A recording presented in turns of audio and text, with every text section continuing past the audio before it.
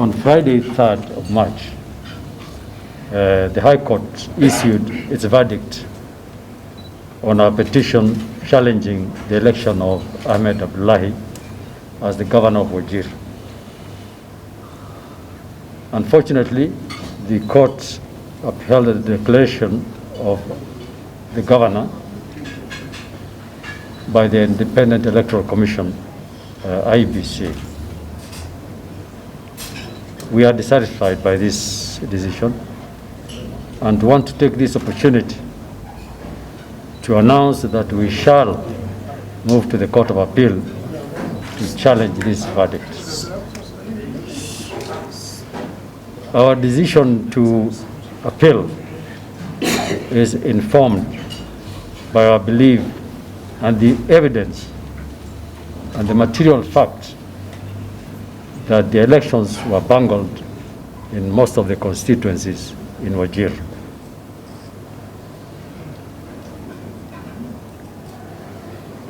There were many unlawful electoral practices and numerous irregularities that were recorded in many of the constituencies, particularly Wajir East, Eldas, and Wajir West. And that is where the communities that Ahmed and I come from are predominant in those areas.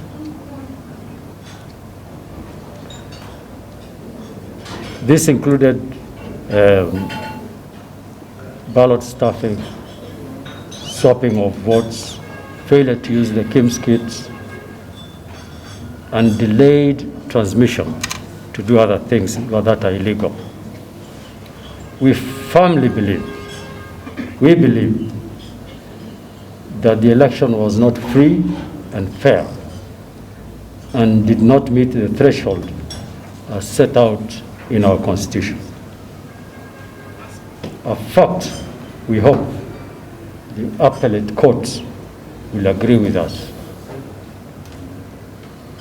I want also to use this opportunity to clarify some misinformation going around in Wajir that the petition is derailing services in Wajir. It's very clear that this petition is against three respondents. One, the governor in his personal capacity, the deputy governor in his personal capacity, and the IEBC.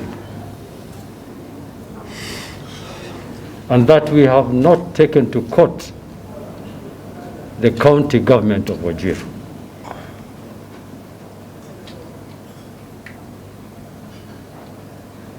And therefore, there should be no reason why services are not provided or delayed to the people of Wajir on the basis of that rationale.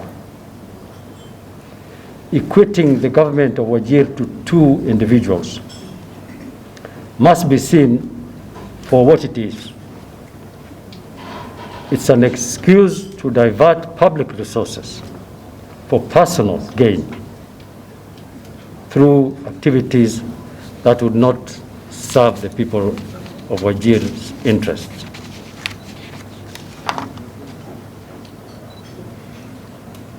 The county of Wajir in the last 6 months has received in excess of 4 billion shillings from the exchequer.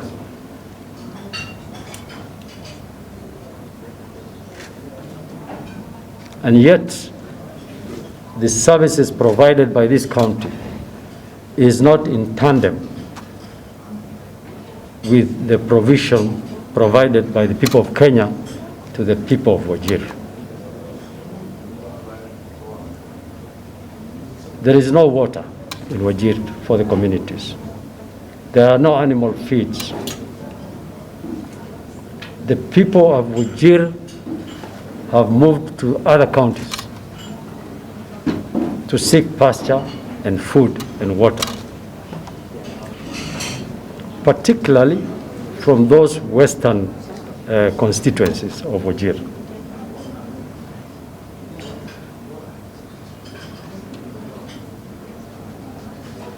The county government must therefore, we don't want to use derogatory terms, but the county government must up its socks, must fulfill its obligation to provide services to the people of Wajir and not use this case as an excuse for the failure of service delivery.